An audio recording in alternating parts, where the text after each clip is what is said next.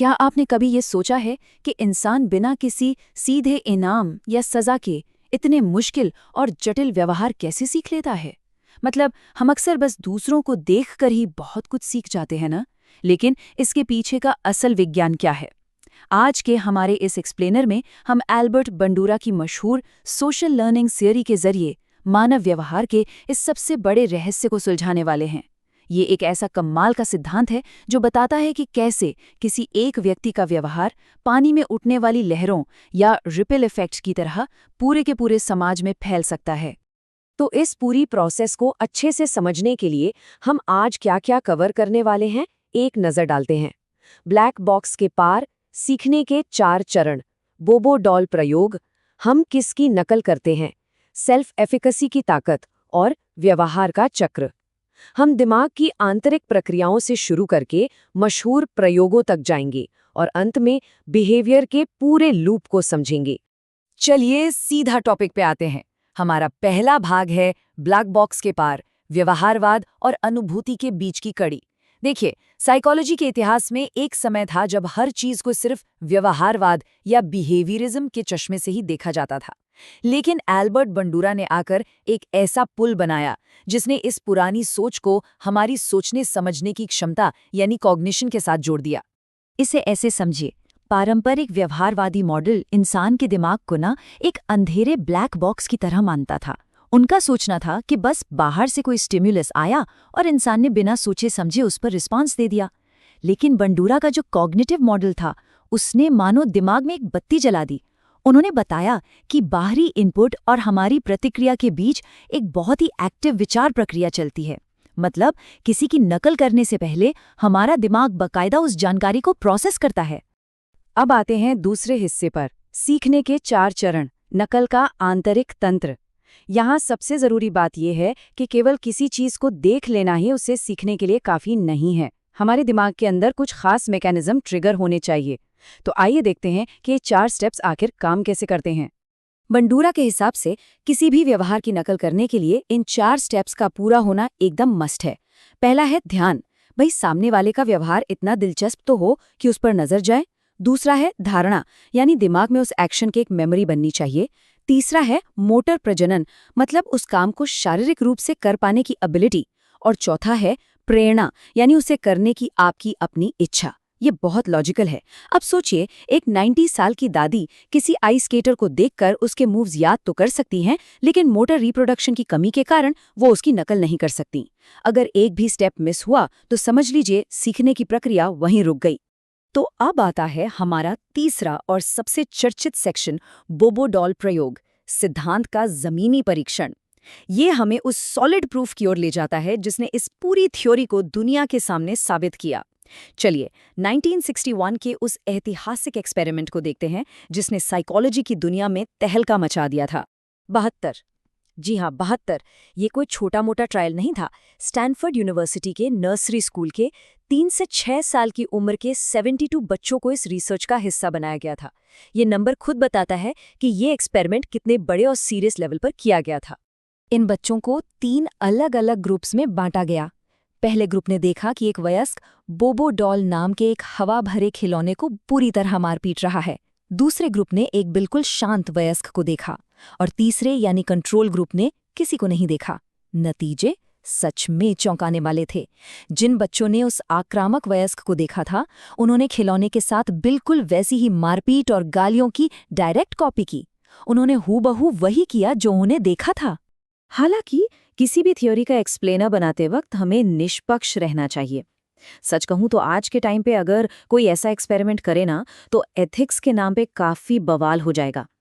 आलोचकों का सही मानना है कि छोटे बच्चों को जानबूझकर ऐसा आक्रामक बर्ताव दिखाना और बाद में उनके दिमाग से उस असर को हटाने का कोई प्रयास न करना आज के किसी को नुकसान न पहुंचाने वाले स्टैंडर्ड्स के बिल्कुल खिलाफ है। मूविंग ऑन टू सेक्शन 4, हम किसकी नकल करते हैं, मॉडल और प्रेरणा। इस एक्सपेरिमेंट के बाद एक बहुत ही ऑब्वियस सवाल उठता है। हम दिन भर में हजारों चीजें देखते हैं, राइट?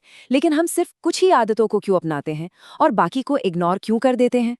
चलिए समझते हैं कि हमारे रोल मॉडल इसमें क्या गेम खेलते हैं।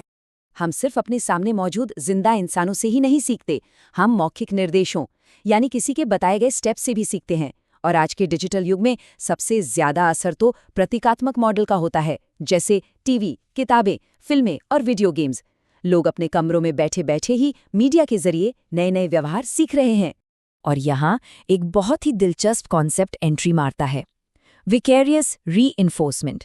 इसका सिंपल सा मतलब है कि हमें खुद इनाम या सजा मिलने की जरूरत नहीं है। अगर क्लास में किसी एक स्टूडेंट को सवाल पूछने पर टीचर से शाबाशी मिलती है, तो बाकी के बच्चे भी अपने आप सवाल पूछने के लिए मोटिवेट हो जाते हैं। दूसरों को मिलने वाला इनाम हमारे लिए एक अदृश्य प्रेरणा, एक इनविजिबल मोटिवेशन का काम करता है। लेकिन ध्यान खींचने के लिए बस इतना ही काफी नहीं है। हम अक्सर उन लोगों की नकल करते हैं जो हमारे जैसे लगते हैं, जैसे सेम उम्र या जेंडर के लोग, साथ ही हाई स्टेटस वाले लोग, या वो लोग जिनकी सफलता उनकी पैदाइशी टैलेंट की बजाय उनकी मेहनत का नतीजा होती है। वो हमें ज्यादा प्रेरित करते हैं, क्योंकि दिमाग कहता है, यार अगर ये मेहनत करके यहाँ तक आ सकता है तो मैं भी तो कर ही सकता हूँ। और यहीं से हम बंडूरा की थ्योरी के सबसे मजबूत पिलर यानी भाग 5 पर आते हैं, सेल्फ एफिकेसी की ताकत, सफल होने का विश्वास जगाना। कोई भी इंसान किसी काम को करने की कोशिश करेगा या नहीं, ये इस बात पर डिपेंड करता है कि उसे खुद पर, अपनी काबिलियत पर कितना भरोसा है। तो ये कॉन्फिडेंस आता कहाँ से है? इसके 4 मेन सोर्स हैं। सबसे तगड़ा सोर्स है महारत के अनुभव, यानी जब हम खुद किसी काम में सफल होते हैं। इसके अलावा दूसरों को सफल होते देखना, लोगों से मिलने वाला सपोर्ट और एनकरेजमेंट, और उस वक्त हमारी अपनी शारीरिक या भावनात्मक स्थिति भी हमारे आत्मविश्वास को बूस्ट करती है। और ये एक लाइन ना अपने आप में जादू है। अगर वे यह कर सकते हैं तो मैं भी कर सकता हूँ। जब हम अपने जैसे किसी इंसान को कुछ अचीव करते देखते हैं तो अंदर से यही आवाज आती है। और सच मानिए, ये एक विचार हमारे मोटिवेशन को सीधा 7वें आसमान पर पहुंचा देता है। अब हम आ गए हैं अपने छठे हिस्से पर, व्यवहार का चक्र, पारस्परिक नियतत्ववाद। चलिए इस थ्योरी को एक कदम और आगे ले जाते हैं। बंडूरा ने सिर्फ वन वे लर्निंग की बात नहीं की। उन्होंने दिखाया कि हमारा व्यवहार एक लगातार चलने वाले लूप, एक साइकिल की तरह है। इस भारी भरकम नाम ट्रायडिक रेसिप्रोकल डिटर्मिनिज्म का मतलब बहुत ही आसान है। इंसान, खुद, उसका माहौल और उसका व्यवहार, ये तीनों चीजें एक दूसरे को लगातार इफेक्ट करती हैं। मान लीजिए एक कॉन्फिडेंट बच्चा क्लास में जवाब देता है, ये उसका व्यवहार है। उसे टीचर से तारीफ मिलती है, ये माहौल है। इससे उसका कॉन्फिडेंस और बढ़ जाता है, ये इंसान के अंदर का बदलाव है। और ये लूप बस ऐसे ही चलता रहता है और इंसान ग्रो करता रहता है। फाइनली आते हैं हमारे आखिरी सेक्शन पर, सिद्धांत का मूल्यांकन, विरासत और सीमा है। किसी भी बड़ी थियोरी की तरह बंडूरा के इस काम का दायरा भी बहुत बड़ा है। ऑफिस की ट्रेनिंग से लेके फिल्मों की हिंसा के असर तक हर जगह इसका यूज होता है। लेकिन हाँ, कुछ कमियां भी हैं। कुछ क्रिटिक्स कहते हैं कि ये थियोरी हमारे जेनेटिक्स या बायोलॉजिकल फैक्टर्स को उतनी अहमियत नहीं देती जितनी देनी चाहिए।